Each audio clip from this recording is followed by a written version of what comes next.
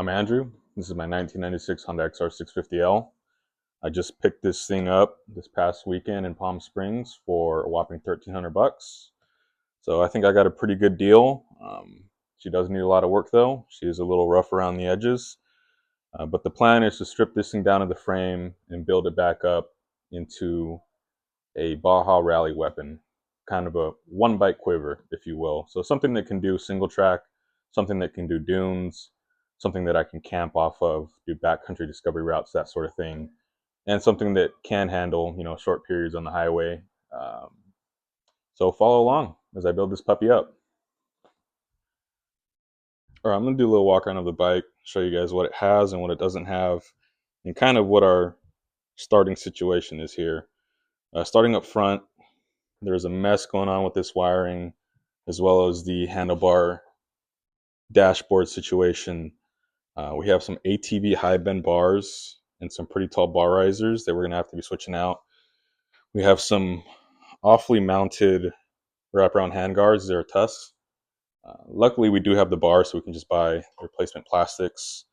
Hose clamps holding on the ignition, a rat's nest of wiring, multiple harnesses coming together there. We do have upside down forks up front. I believe these are off of an early model 450R.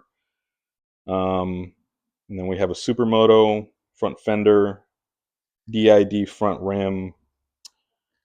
Let's see, moving back, we have some nice CNC goodies. I think a few of those I'll keep and some I'll take off, including the skid plate. We have the brake reservoir guard, the master cylinder guard, as well as the rear rotor guard. We do have an FMF pipe. It's a PowerCore 4, which is forestry approved. And we have a low profile aftermarket rear tail light.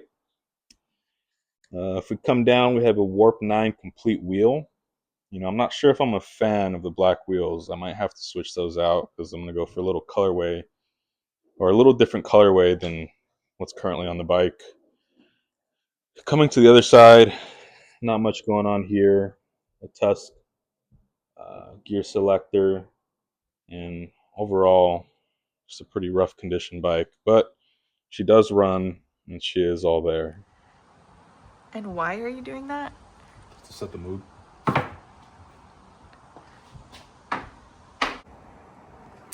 All right, we're gonna start by taking off the plastics and gas tank, and we'll see you on the other side.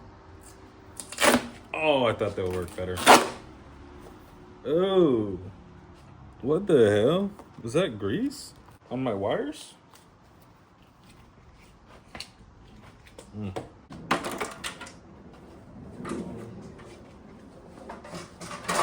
that wire?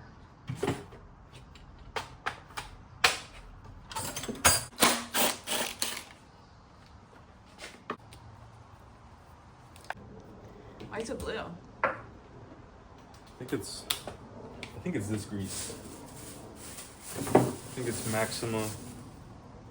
It's the same color. I think they put Maxima waterproof grease on that connector. Oh.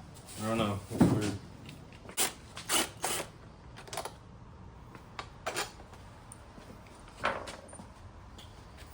Will this come off? I don't know.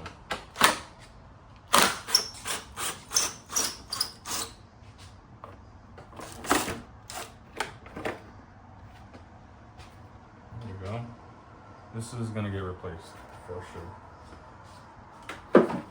But you're keeping the tail light. I'm keeping the tail light. I just need a new fender. That one's super crusty.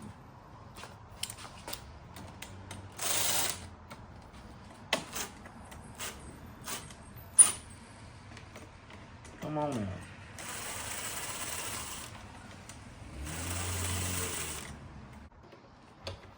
Might as well take these piece of crap blinker remnants off. Definitely not using these. That one is kind of a little easier to take off. Just toss that one out. This one's easy because this only has 2 bolts holding it in. And they are hand tight.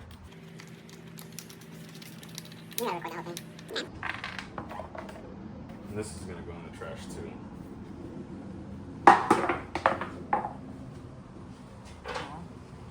Hmm? Oh.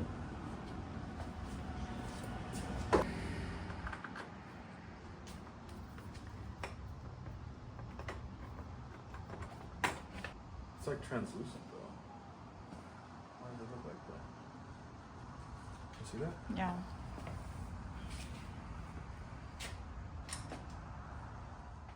All right, one thing, it's a common issue with these 650Ls is the subframe tends to crack here. I think mainly on this side, but around this area, when you carry a lot of weight on the rear of the bike, if you have a rack or you're carrying luggage. So there are companies that make bolt-on kits that attach to, I don't know exactly where. I think one of them usually attaches from a bolt from here to here, and then one of these two. And then they have braces that come from this exhaust hanger bolt down to one of these.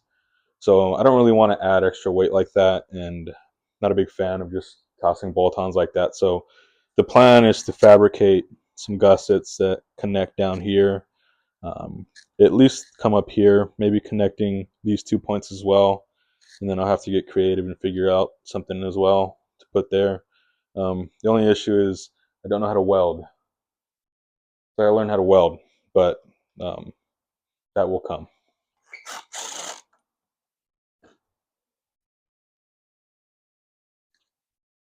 What's going on?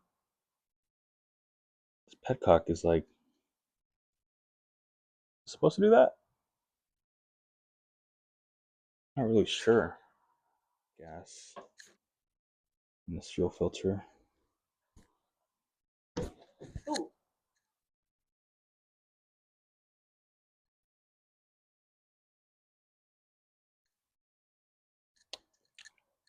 Gasoline. Dame la gasolina. I guess. I don't know. I don't know anything about these bikes. I don't know how the petcocks work. And then I don't know how much gas this thing has in it either. I don't know what I'm going to do with all this gas. Fucking hell. Stay right there. Maybe I need to take those off too. Just doing laps.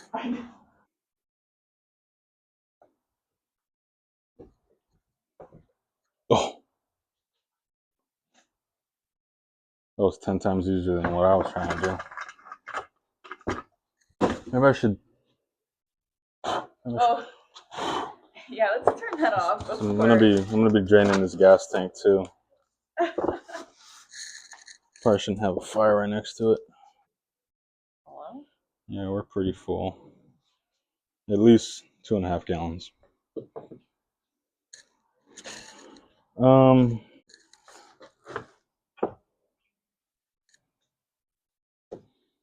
because I don't want to store this. I need to put the gas in a gas tank. Do you have one? I went over there. Okay, so I got the gas tank draining. So I use the vent tube from the gas cap, and I think this is a pretty good system. So we'll get this guy nice and empty. We're gonna peel these off and clean it up at some point. But for now, we'll just continue on with the strip down.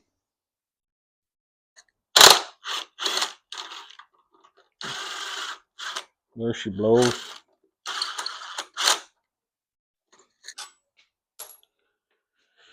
And let's see what we got down here. Another guy.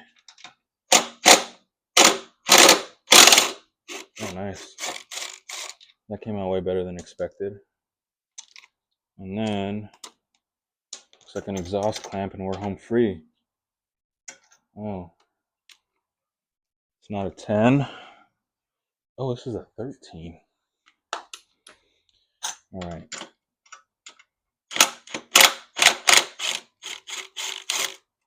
Oop. Keep that on a little bit. One of the plans with this thing too, I'm going to take 3 or 4 inches off the back of this pipe, about right before that second hanger is, and we're going to shorten it up. I think it'll look a little bit better because I don't like how long and lengthy it is. A Slim Jim hanging off the back of this thing.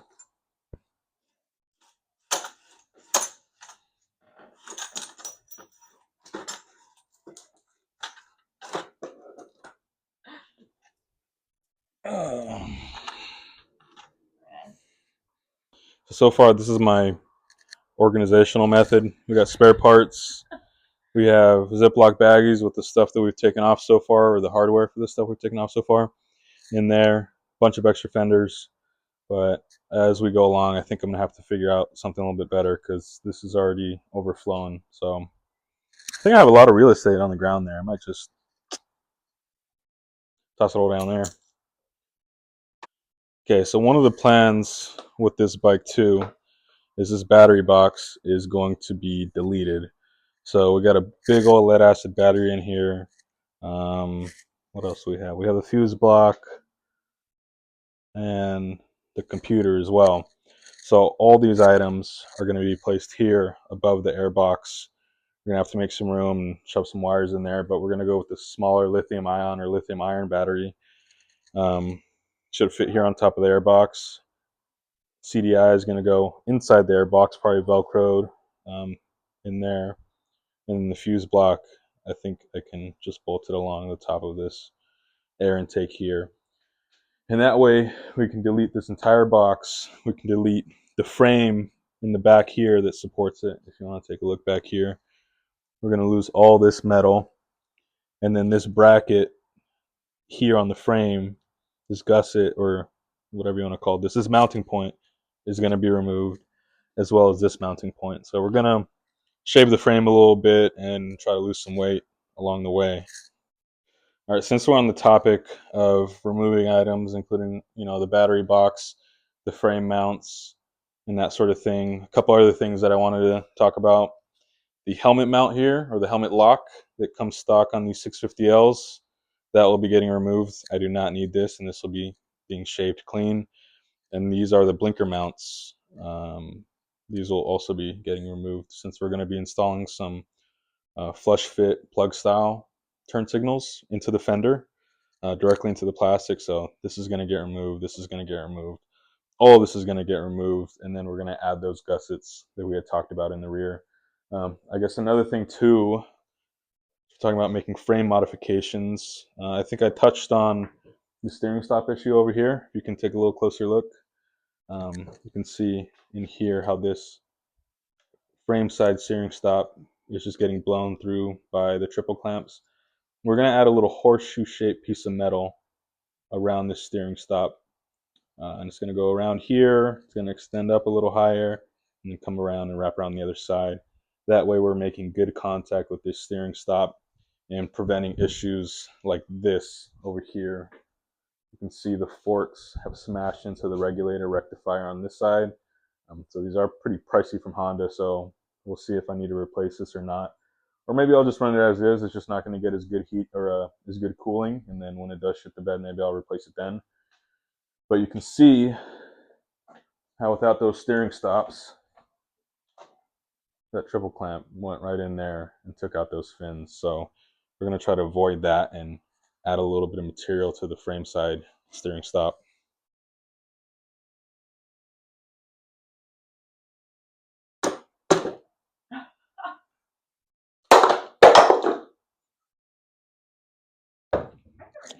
All right, I think next step, we're going to take off the air box, the carburetor. We're going to keep chasing this wiring harness up and removing as much of that as we can. And then before we take the wheels, I forgot I need to take it off the stand and drain the oil and take the lower skid plate off. Then we can put it back on the stand, rip off the wheels, rip off the swing arm, forks, bars, and pretty much the last thing from there will be the motor. All right, we got her pretty stripped down. I just got the factory airbox out, which that thing fought me all the way out. Next is the carb. So one thing that I think I'm just going to cut off is the choke cable there. You can see it's already broken, and I cannot for the life of me get that nut off while it's in the bike like this. So I think the plan is to cut this off. I'm not really a fan of the choke cable up here. There's just a lot going on up in these bars, and I think I'm gonna swap it out for a plunger style if I can make that work. But I'm not gonna bore you with carb removal. All right, we now have the carb out. Still working on getting some wiring out. This starter bolt is giving me some trouble, so I've moved on.